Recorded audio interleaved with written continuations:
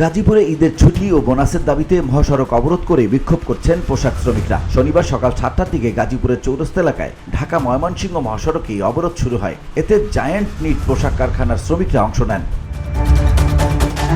শ্রমিকদের অভিযোগ, কারখানা কর্তৃপক্ষের সঙ্গে বারবার আলোচনা করার চেষ্টা করলেও তারা কোনো সমাধান পাননি। শনিবার সকালে কাজে যোগ দিতে এসে তারা দেখেন কারখানা বন্ধ এবং নোটিশ টানানো রয়েছে। এতে ক্ষুব্ধ হয়ে তারা বিক্ষোভ শুরু করেন।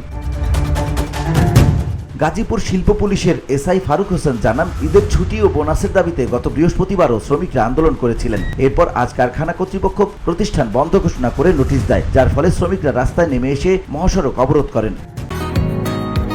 বসুন্ধরা, উত্তরা, বনশ্রী, কুড়িল ও বাড্ডা সহ রাজধানীর বিভিন্ন স্থানে অভিজাত ও অত্যাধুনিক মানের ফ্ল্যাট কেনার এক নির্ভরযোগ্য প্রতিষ্ঠান প্লেজেন্ট প্রপার্টিজ লিমিটেড।